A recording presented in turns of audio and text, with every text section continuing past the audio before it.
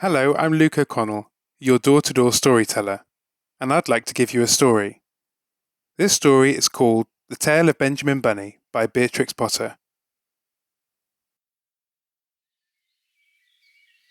One morning, a little rabbit sat on a bank. He pricked his ears and listened to the trit-trot of a pony. A gig was coming along the road. It was driven by Mr. McGregor, and beside him sat Mrs. McGregor in her best bonnet.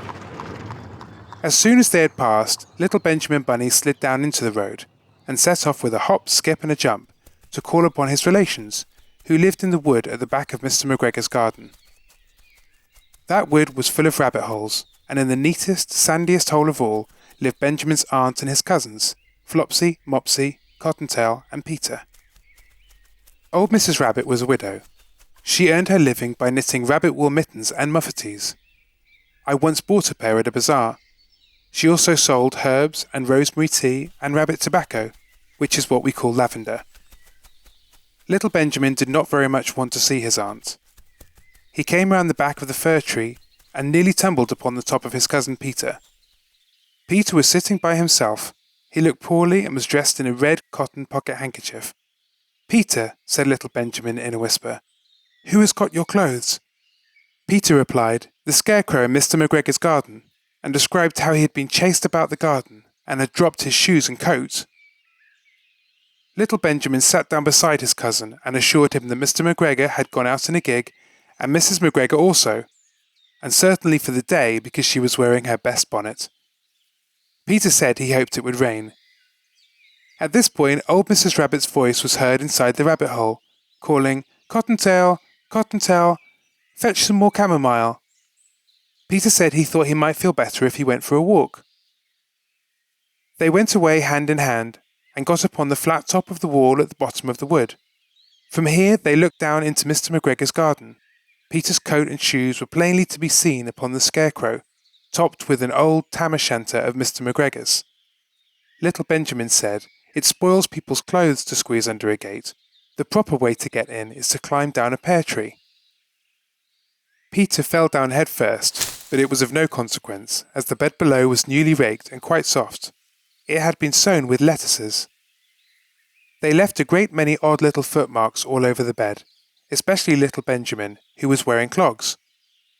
Little Benjamin said that the first thing to be done was to get back Peter's clothes, in order that they might be able to use the pocket handkerchief.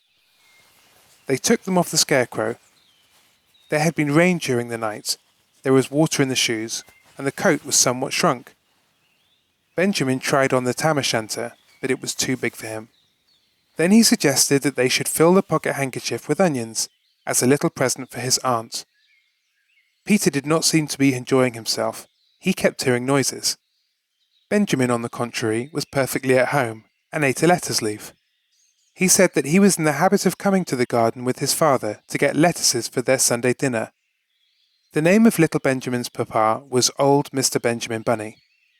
The lettuces certainly were very fine. Peter did not eat anything. He said he should like to go home. Presently he dropped half the onions.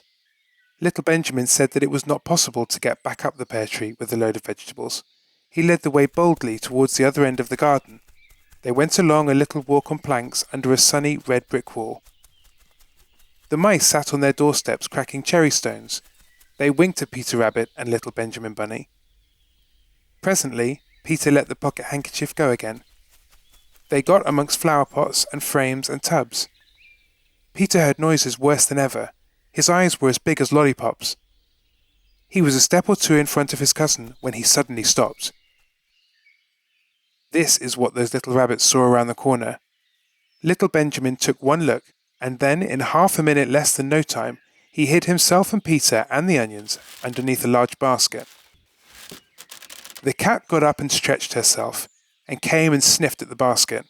Perhaps she liked the smell of onions. Anyway, she sat down on the top of the basket. She sat there for 5 hours. I cannot draw you a picture of Peter and Benjamin under the basket, because it was quite dark, and because the smell of onions was fearful, it made Peter Rabbit and little Benjamin cry. The sun got round behind the wood, and it was quite late in the afternoon, but still the cat sat upon the basket.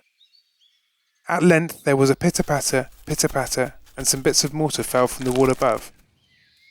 The cat looked up and saw old Mr. Benjamin Bunny prancing along the top of the wall of the upper terrace.